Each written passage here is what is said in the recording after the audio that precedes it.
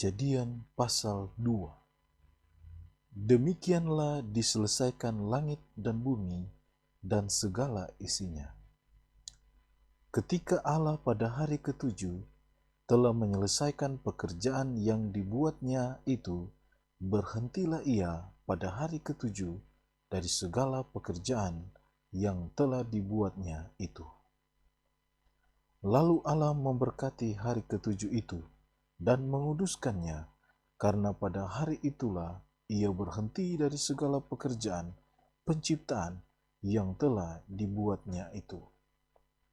Demikianlah riwayat langit dan bumi pada waktu diciptakan, ketika Tuhan Allah menjadikan bumi dan langit. Belum ada semak apapun di bumi, belum timbul tumbuh-tumbuhan apapun di padang, sebab Tuhan Allah belum menurunkan hujan ke bumi, dan belum ada orang untuk mengusahakan tanah itu. Tetapi ada kabut naik ke atas dari bumi dan membasahi seluruh permukaan bumi itu. Ketika itulah Tuhan Allah membentuk manusia itu dari debu tanah dan menghembuskan nafas hidup ke dalam hidungnya. Demikianlah manusia itu menjadi makhluk yang hidup. Selanjutnya Tuhan Allah membuat taman di Eden, di sebelah timur. Disitulah ditempatkannya manusia yang dibentuknya itu.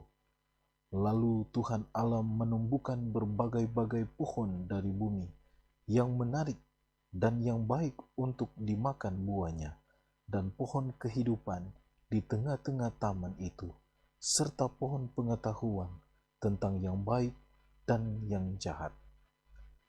Ada suatu sungai mengalir dari Eden untuk membasahi taman itu, dan dari situ sungai itu terbagi menjadi 4 cabang.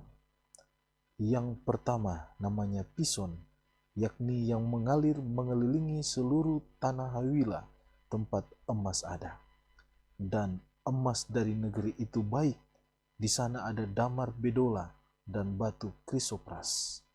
Nama sungai yang kedua ialah Gihon, yakni yang mengalir mengelilingi seluruh tanah Kus.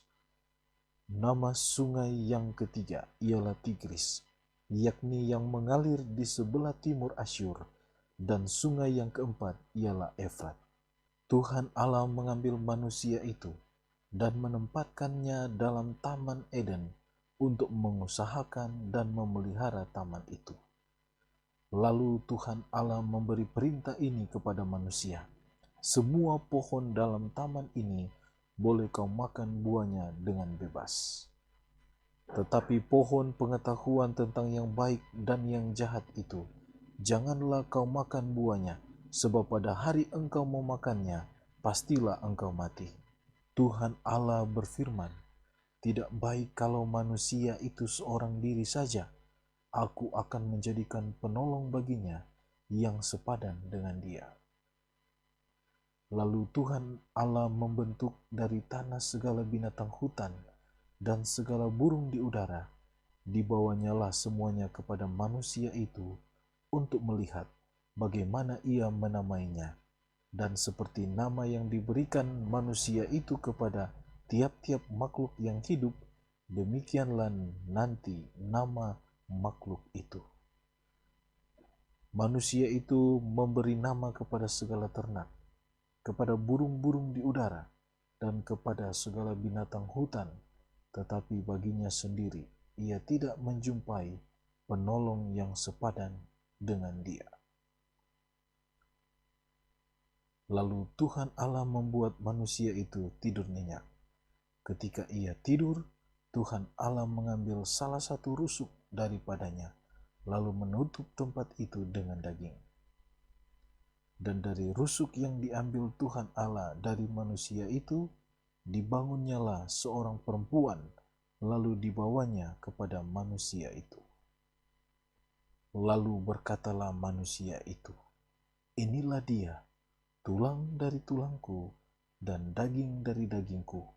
Ia akan dinamai perempuan, sebab ia diambil dari laki-laki. Sebab itu, Seorang laki-laki akan meninggalkan ayahnya dan ibunya dan bersatu dengan istrinya, sehingga keduanya menjadi satu daging. Mereka keduanya telanjang, manusia dan istrinya itu, tetapi mereka tidak merasa malu.